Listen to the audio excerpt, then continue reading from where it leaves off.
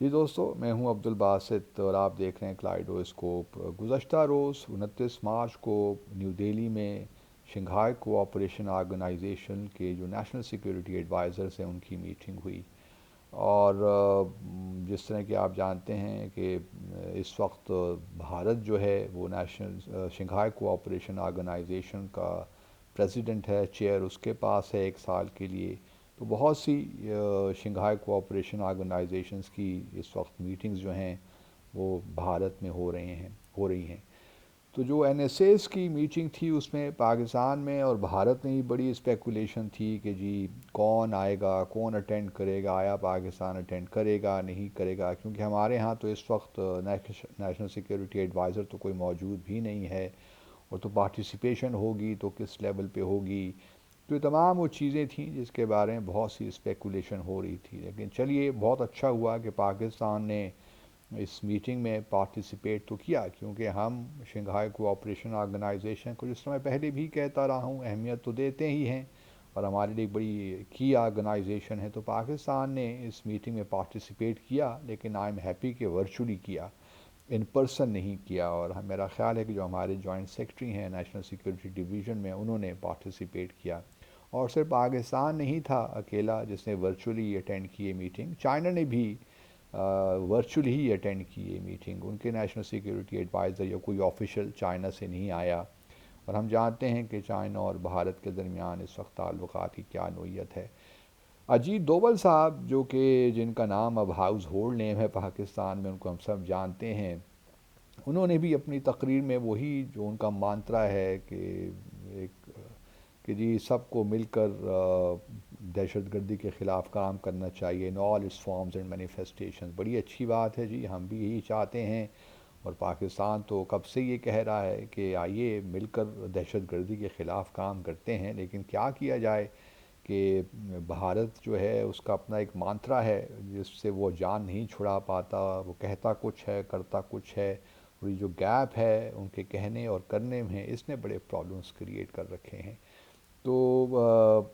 کیا ہی اچھا ہو کہ بھارت ذرا اپنی پالیسیز کو ری وزٹ کرے، اس خطے میں اگر امن لے کر آنا ہے تو کس طرح وہ آ سکتا ہے۔ اور میں پہلے بھی کئی بار کہہ چکا ہوں، اور ابھی بھی میرا اس بات پہ 100% یقین ہے کہ جب تک بھارت اور پاکستان کے درمیان کشمیر کا تنازع حل نہیں ہوتا اس وقت تک یہ جو ہمارے معاملات ہیں، تعلقات کو نارملائز کرنے کی باتیں، یہ کہیں نہیں جائیں گی، یہ ہو ہی نہیں سکتا۔ تو میں بہرحال جو ہے اس بات پہ خوش ہوں کہ حکومت نے صحیح فیصلہ کیا، جہاں یہ بھی دکھایا کہ ہم شنگھائی کوآپریشن آرگنائزیشن کی اہمیت کو تسلیم کرتے ہیں، ہم ایک کی ممبر ہیں اس کے، اور دوسری طرف اپنی جو ہماری ریزرویشنز ہیں، اسٹرانگ ریزرویشنز جموں اور کشمیر کے حوالے سے، اس کو بھی ہم نے ایک لحاظ سے سامنے رکھتے ہوئے یہ فیصلہ کیا۔ اور پھر چائنا نے بھی چونکہ ورچولی ہی اس پہ اٹینڈ کیا، تو ہم اکیلے نہیں ہیں کم از کم۔ دوسری طرف ایک اور بڑی پازیٹیو، اور اب شنگھائی کوآپریشن آرگنائزیشن کی ایک ڈیفنس منسٹرز کی میٹنگ آنے والی ہے اپریل کے آخری ہفتے میں، پھر فارن منسٹرز کی میٹنگ ہوگی مئی کے پہلے ہفتے میں گوا میں، اور پھر پرائم منسٹرز یا ہیڈز آف گورنمنٹ یا ہیڈز آف سمٹ میٹنگ جسے آپ کہہ لیں ایس سی او کی، وہ جولائی میں ہوگی۔ اب دیکھنا یہ ہے کہ یہاں پہ کیا فیصلے ہوتے ہیں۔ امید تو یہی کی جا سکتی ہے کہ جو اب تک فیصلے کیے ہیں انہی کی روشنی میں اگر آپ دیکھا جائے تو مجھے امید ہے کہ یہ حکومت صحیح فیصلے کرے گی پاکستان کی پارٹیسپیشن کے حوالے سے۔ ایک اور بڑی اچھی خبر آئی ہے،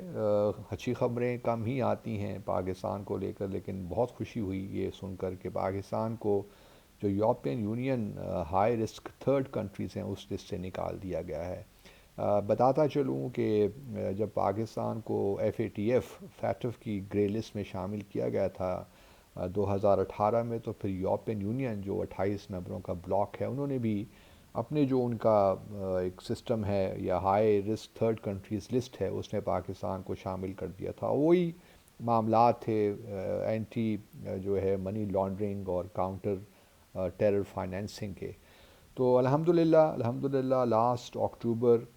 ہم اس لسٹ سے نکلے، اور میں نے پہلے بھی بہت دفعہ کہا ہے کہ پی ٹی آئی کی گورنمنٹ نے اس پہ بہت محنت کی تھی، عماد اظہر صاحب نے خاص طور پہ بہت کوشش کی، لیکن بھارت ہنارا بانی گھر صاحبہ پھر گئیں، انہوں نے بھی اپنے طور پہ کوشش کی، تو ایک کانٹینیوٹی تھی۔ تو اس سے ایک بات بالکل ظاہر ہوتی ہے کہ اگر سکسیسو گورنمنٹس جو ہیں وہ ایک ہی پیج پہ ہوں تو we can achieve our objectives foreign policy کے میدان میں. تو یہ ایک بڑا اچھا فیصلہ ہو گیا. اب ہم اس لسٹ سے بھی نکل آئے اور امید کی جا سکتی ہے کہ ہمارے بزنسز کو انویسٹمنٹس کو ایک لحاظ سے یورپین یونین میں بھی اب تھوڑا بہت پازیٹیو اس کا امپیکٹ آئے گا. اور میں مبارکباد پیش کرتا ہوں جن لوگوں نے بھی بیہائنڈ دا سینز اس پہ کوشش کی ہے. اور یہی طریقہ ہوتا ہے کہ بیہائنڈ دا سینز آپ کام کرتے ہیں اور جب ڈیسیشن ہو جاتا ہے کوئی فیصلہ ہو جاتا ہے تو پھر اس کو آپ سامنے لے کر آتے ہیں. ماضی میں ہمارا یہ ایک رہا ہے طرہ امتیاز کہ ہم ابھی ریزلٹس نکلتے نہیں اور شور مچانا شروع کرتے. بلکہ ماضی میں کیا حال ہی میں دیکھیے آئی ایم ایف کو لے لیجئے, آئی ایم ایف کی بھی ڈیل ہوئی نہیں اور پہلے سے ہم نے کہنا شروع کر دیا کہ یہ اسٹاف لیول ایگریمنٹ ابھی ہونے والا ہی ہے, بس ہونا ہوا چاہتا ہے, کچھ دنوں کی بات ہے.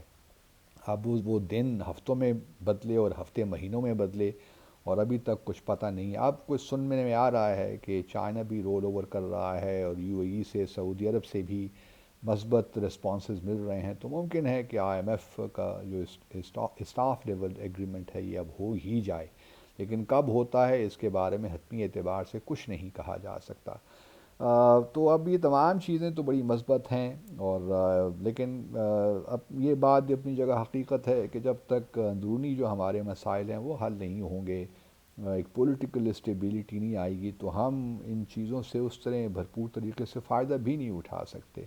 تو پہلی میرے حساب سے تو پہلی شرط یہی ہے کہ کس طرح پاکستان میں ایک پولیٹیکل اسٹیبلٹی آئے, اور اس کے لیے ضرورت ہے کہ تمام جو پارٹیز ہیں وہ مل بیٹھ کے کوئی راستہ نکالیں.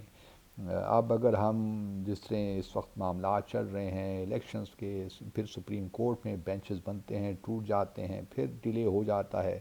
اب میں سمجھتا ہوں کہ کوئی چارہ نہیں ہے کہ پروونشل اسمبلیز اور نیشنل اسمبلی کے الیکشنز ایک ساتھ ہی کروائے جائیں, اور اب ہمیں اس سے نکل جانا چاہیے. تمام پارٹیز کو فیصلہ کر کے ایک ڈیٹ کر لینی چاہیے کہ اب اس ڈیٹ کو, چاہے وہ 8 اکتوبر ہی کیوں نہ ہو, تمام الیکشنز ہوں گے اسی دن, اور یہ کمٹمنٹ ہو جانی چاہیے. اب یہ بھی ممکن نہیں لگتا کیونکہ بہت سے لوگوں کا خیال ہے کہ ایمرجنسی کی طرف ہم جا رہے ہیں اور یہ حکومت شاید الیکشنز ہو ہی نہ اگلے 2 سال, کچھ معاملات اسی طرح ہی چلیں. یہ ایک میں سمجھتا ہوں کہ بہت سیٹ بیک ہوگا پاکستان کے لیے. یا تو پھر یہ تہیہ کر لیں کہ ہم نے ٹیکنوکریٹس کی گورنمنٹ لانی ہے, اس کو 5 سے 10 سال تک ہم نے رکھنا ہے, یا تو پھر یہ ہو جائے. یہ ہو کس طرح ہوگا اس کے لیے اب اس قانونی اور آئینی اعتبار سے چیزوں کو دیکھنا پڑے گا, لیکن میں سمجھتا ہوں کہ اب الیکشنز ہو جائیں تو بہتر ہے, اور اس کے لیے ایک دن ایک ڈیٹ اس کا تعین کر لینا چاہیے, چاہے وہ اکتوبر میں ہے یا اس سے پہلے ہے. جب بھی ہو جائے تاکہ جو کنٹروورسیز ہیں, جو اتنا ایک ہنگامہ ہے, ایک ایٹماسفیئر اتنا وشیٹ ہوا ہے ہمارا نیشنل لیول پہ, یہ ختم ہو. اور جب تک یہ ختم نہیں ہوگا اس وقت آپ یقین کیجئے کہ جو ہمارا اکنامک ایک لحاظ سے جو ایجنڈا ہے ڈیولپمنٹ کو, پورا نہیں ہو سکتا. اپنا خیال رکھیے گا. اللہ حافظ.